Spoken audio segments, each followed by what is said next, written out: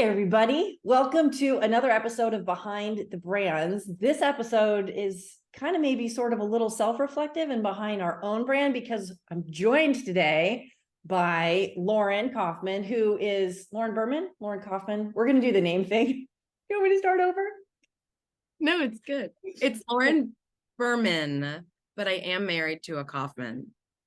Does that help? He's great. I'm Sam Rose, founder and CEO of Manifest, and this is Lauren Berman Kaufman, who has been working with me for what feels like most of, I think, our adult lives, and is my dearest, bestest, very most favorite friend, and a person without whom none of this really could happen. So welcome, Lauren. And why don't you tell people your version of us? It's like Harry Met Sally. And we've done it so many times. My version of us is that we met while I was teaching cycling classes and kind of instantly bonded over a love of hard work and music, I think, which persists. And I had a sales background, and you said, I'm starting this company, and would you help me? And I said, oh, okay, I think you should totally do it. I think it's amazing. I'm kind of in this fitness thing. And then yada, yada, yada, dot, dot, dot. You said your name is already on the website. And I said, okay. And that was a moment of like all the things where you were like, we're going on this ride. And I said, okay, which has been thematic. And you also really had so much trust and faith in me that you were just like, no, I'm not going without you. So that was all the things. And we launched Gear together. We got our first account together. And then we grew it. So that's, Boy, did it grow. boy, did it grow. In the midst of all of that, we grew, not to kill the metaphor, but we grew some other things, also known as children. Tell us about your amazing daughter and what it's been like to be a parent and a CMO and I don't know, just be the person that whoever you view yourself as in the world. But Who are you? Children complicate that. Speaking for myself, tell me how it has complicated things for you, but also made them more joyful. Well, yeah, I mean, I think we're all doing it, right? Like, it's not like you and I have cracked the code to being successful working mothers and nobody else is. I think this is very common for,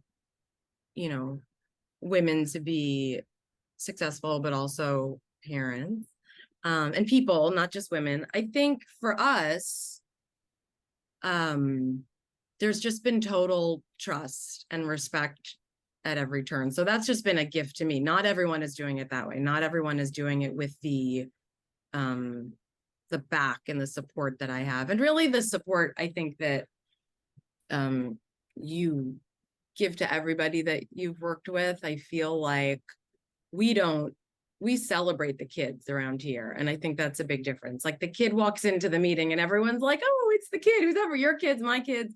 They might do that.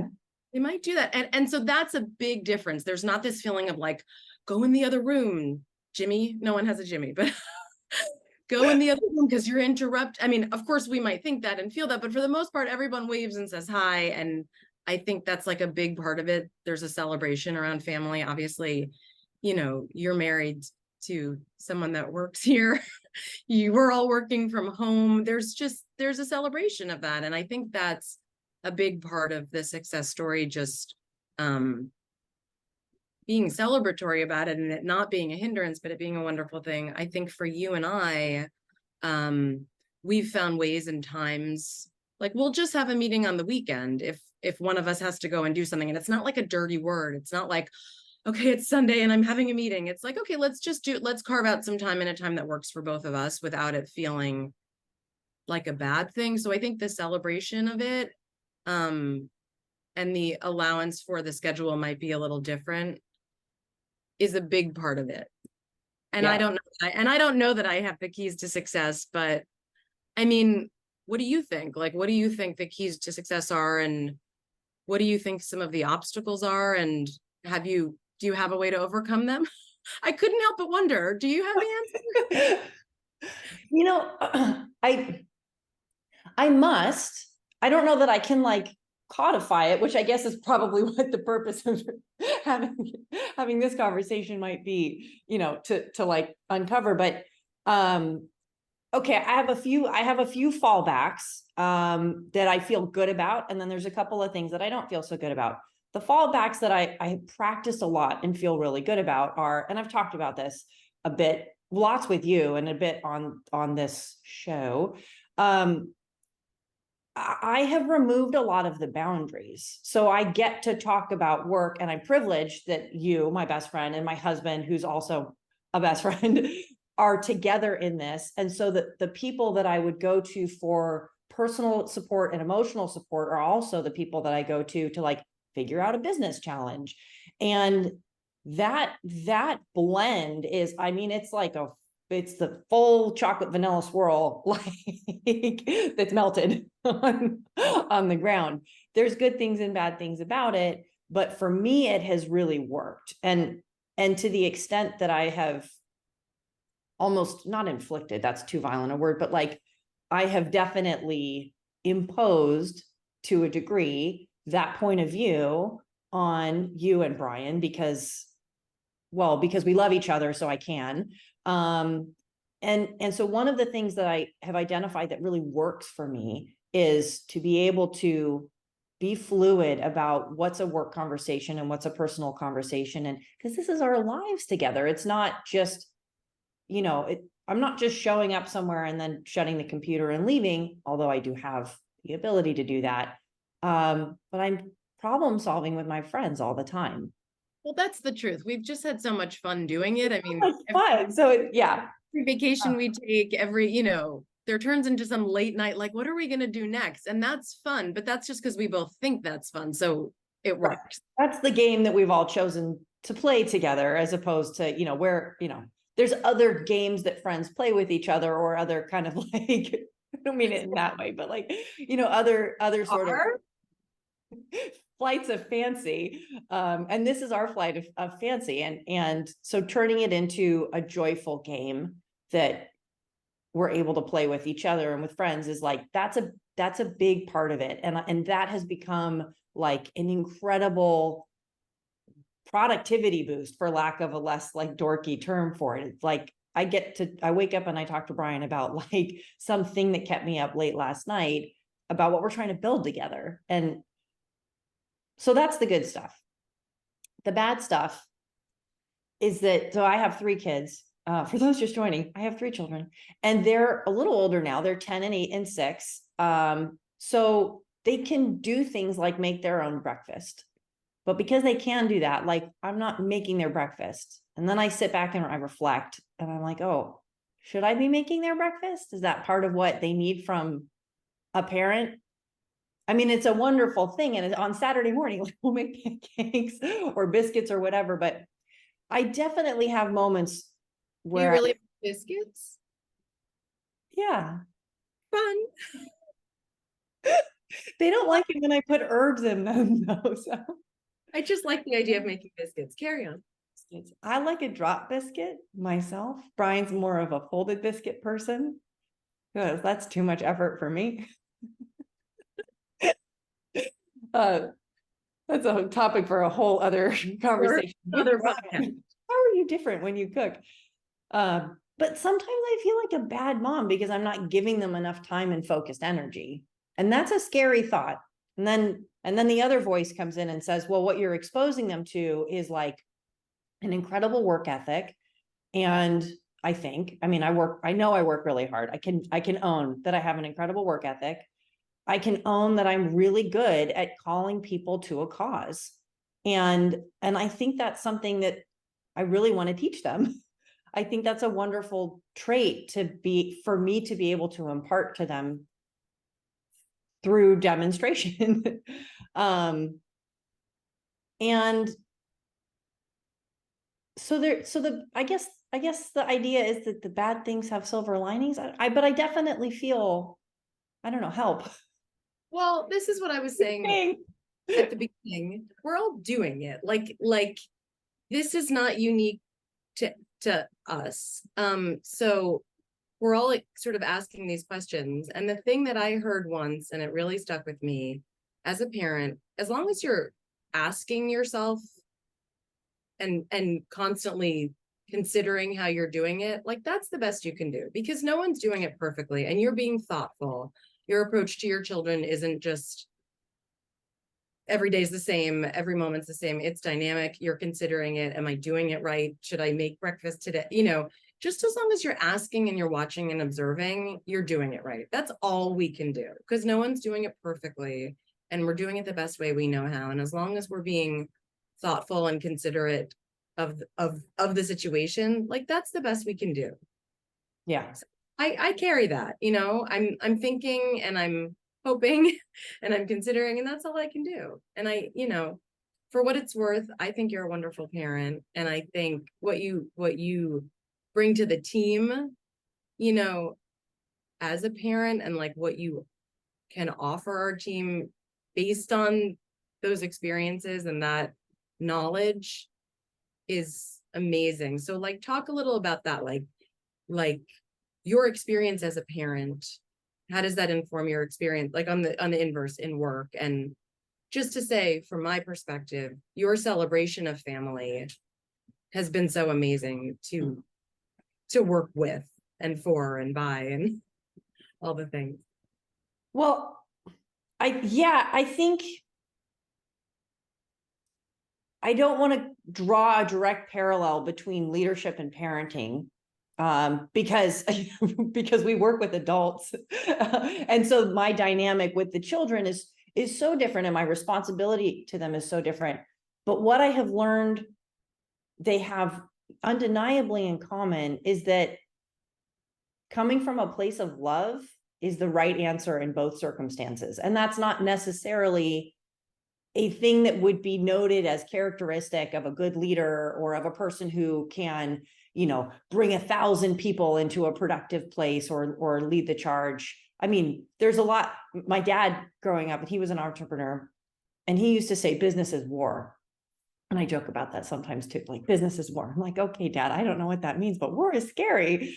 And I don't think I'm not saying that I think he's wrong, or that I haven't had things that feel like battles, but that in my battles with my children and in our moments of conflict, like, because they're my children, the answer is love. And I hope that I have brought that into the workplace in a way that like is professional and has maintained the right boundaries, but certainly at least personally and internally informs my decisions. Like we're all just people trying to do things together. And it's no more or less than that. And I think that having that inform the group dynamic, you know, has been really helpful for me to navigate the hard situation, navigate the battles that do feel like war. And it's like, okay, well, how can I approach this from a place of empathy and problem solving? Because that's what I gotta do with my kids. You know, when my kids have a problem, like I cannot go to war with them. I certainly don't wish to, because they probably would. So that's the kind of the biggest thought, you know, that I can impart from a business perspective about all of this. And I think that the two of us could talk about our kids all day long, and that would probably be like a very, very different a different show, but one worth listening to. You know, and the other thing I think that they challenge us with, our children, is like time management. How do you get it all done? I'm always reminded of like for anyone who's seen Harry Potter, which I think is probably everybody, in one of the movies, forgive me for forgetting which one, but Hermione has this like necklace that's a time turner, and it's how she gets all this stuff done. Like she's just a magic necklace, and like it means that she could be in more than one place at once. And that's my metaphor for time management. Like, how do I like layer as many things as possible onto each other? So my trick is just to have a magic necklace. What are your time management techniques? Well, I don't have a magic necklace, but I have this cute locket. I mean, I've had an interesting privilege for most of our time together, which is that a lot of the team has been on the West Coast. So that's just, and I'm on the East Coast. So, I mean, that's just my luck or lack of luck or whatever. This nice thing about that is I've always had because of that, I've had the opportunity to have like quiet mornings. Not everybody has that based on time zones, but I think if you can carve out some time that's like your time to do research or your time to do emails or your time to just, do the quiet work, I think that's hugely helpful. Or if you have one or two people on your team that you just need to carve out time with, that's really nice too. Like if you can make some quiet time to get your stuff done, the quiet work, I think that's helpful. And then I think the biggest thing, and you and I have worked on this a lot, is like you have to have a schedule and you have to stick to the schedule. So if the meeting ends at 2, the meeting ends at 2. And it doesn't mean that you can't pick up trigger warning. It doesn't mean that you can't pick up the meeting another time, but if there's a meeting right after that, it's going to throw everything into, wacky orbit. And it's also just going to allow the meeting to, or you run the risk of the meeting not staying focused because everyone's excited to be together and talking about other things, which is awesome, but there's another meeting for that. So I think staying focused in meetings and sticking to the schedule allows the day to go in a smoother clip such that if you have to leave at 6 to go pick someone up or to have dinner, like you've done the things. It's very, very, very hard to do that. I think we spent a lot of time refining that as, leaders and evolving the business, but sticking to the meeting schedule is crucial. You're doing great. I'm guilty of a long. I know, but we've fixed that. And I think another thing, another time management, I don't know if it's a time management thing per se, but an efficiency management tool is making a list of what you do and constantly checking in with that. And like, am I still the best person to do it? Am I doing this activity most efficiently, or could somebody else do it? Because when we started, we were doing everything. You were picking up customer service calls. I remember Oliver being sick once, like throwing up in the bathroom, and you picked up the customer service line because there was no one else to do it. So talk about like being a parent and being in the, when we started, we were doing everything. And then as the team grows, and I've done this exercise with a decent amount of people, like, what am I doing? These were my activities.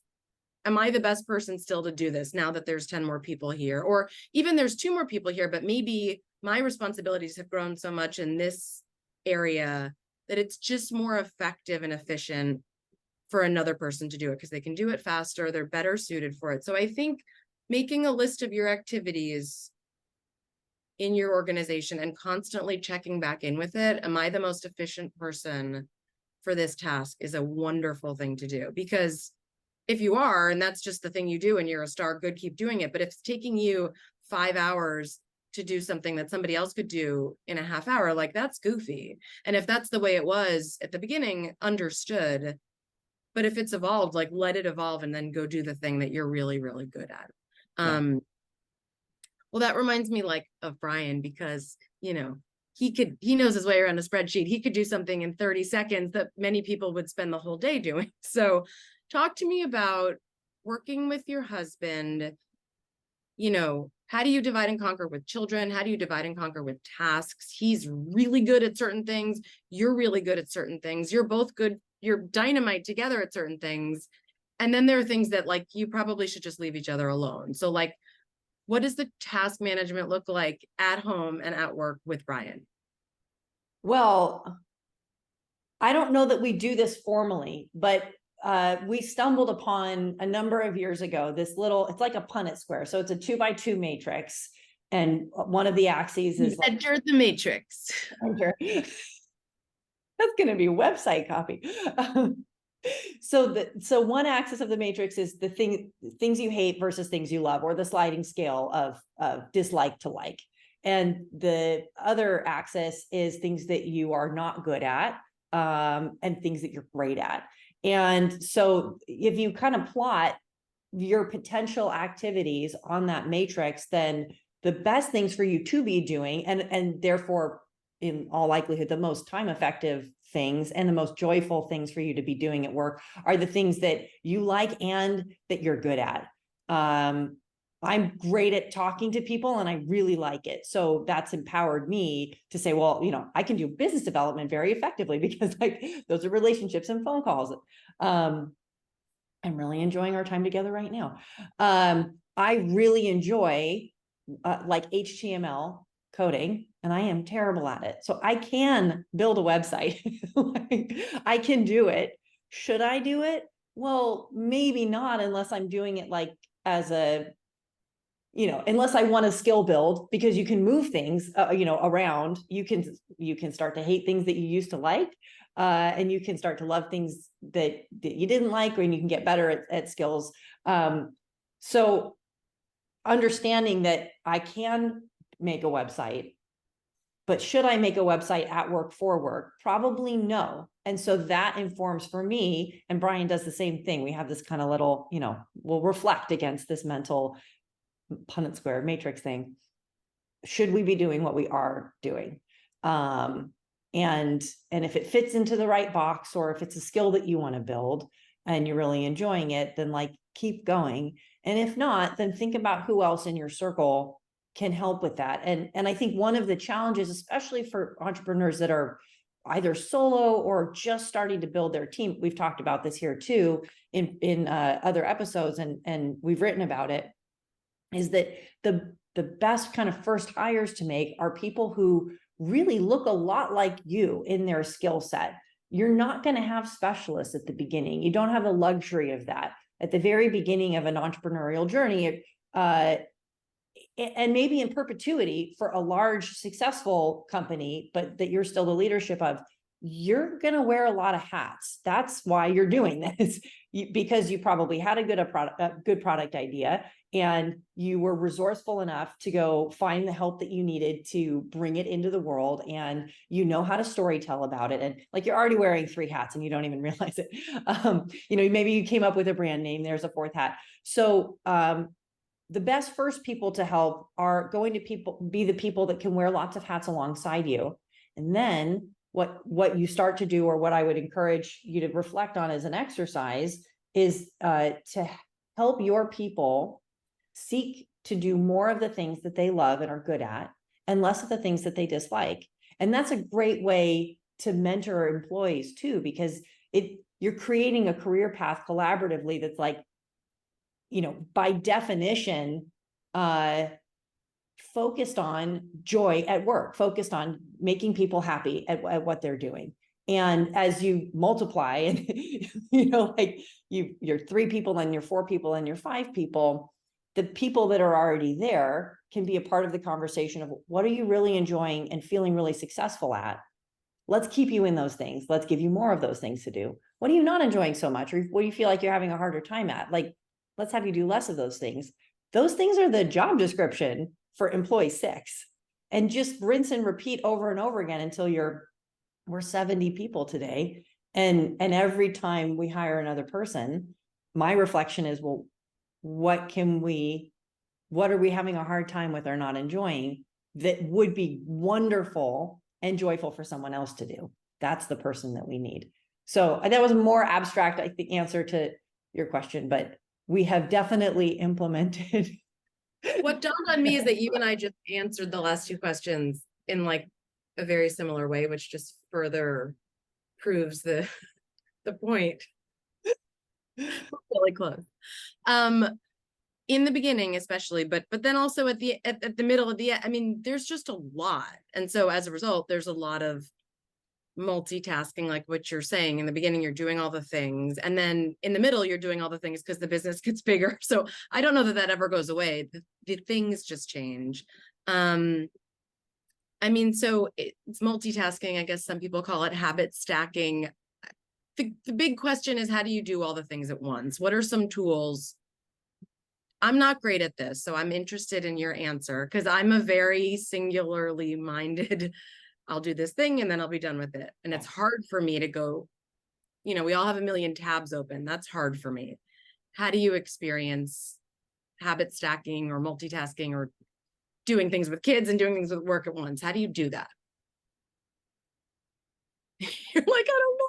You're doing it. I know that you're doing it because I see you doing it, but it's Yeah. hard to articulate, I think. But give it a stab. Yeah, okay, well, part of it is that I'm trying to come up with a novel answer, but we chatted about this a few minutes ago, which is that I have just erased all barriers, and I acknowledge that would not work for everybody. And it, as you're saying, it works less for you, although I think you actually should give yourself more credit. I see you juggling so many things simultaneously. It just, nobody feels it because you just do it so smoothly. It's this book that you're experiencing. Yeah. Yeah. Like I'll go surfing and then, so that's my exercise or my walk, and then I'll think about a problem solve that's been on my mind at work. Brian, and this is an incredible trait that he has, and I don't quite have this ability, but I'm trying to learn it because he's so good at it. Brian will just write an email in his head, like word for word, and it will come out like as the email later on. So he'll write the script and then he stores it in his like random access memory. So he'll be doing a different task. And, I think we all fall somewhere on the sliding scale. His ability to do that is probably an extreme example. Yeah, that just sounds totally amazing. And like, I'd like to have another conversation about this. You should ask him about it.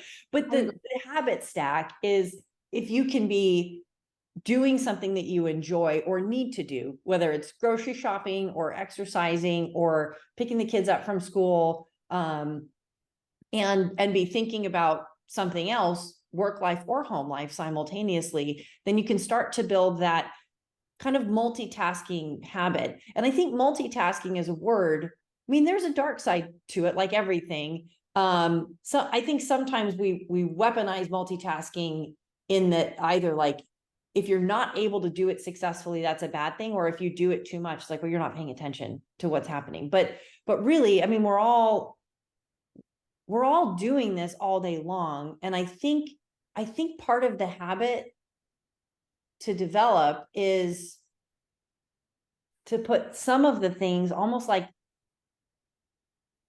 okay, I'm going to bring like a medical analogy to it, like your parasympathetic nervous system. Like there's whole systems in your body that just work without you ever thinking about it. And that's, a big part of, you need to create some habits that can just happen without you thinking about them so that you can do other things that require active thinking simultaneously. And so I try to put some things on autopilot. And then there's parts of it that I admit, like occasionally if I'm in a meeting, oh, there she is. Let's stack this habit right here. Hello, sweet girl. This is Juliet. And she, like Olive, as if I'm cute, likes warm hugs, as if on cue. We can wrap it up in a moment if we need to. She's going to have it stacked by sitting on my lap, getting hugs and put her earrings on. Well, this is good.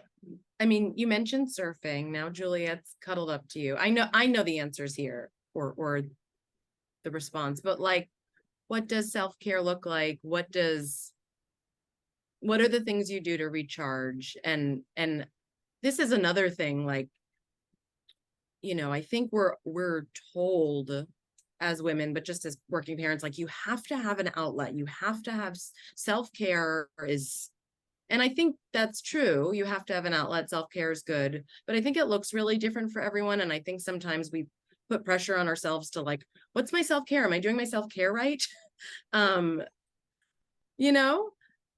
self-care might look like, not what you pictured. So what's your self-care like? And what is your relationship, I guess, to the concept of self-care? And, when do you feel like you need it? ...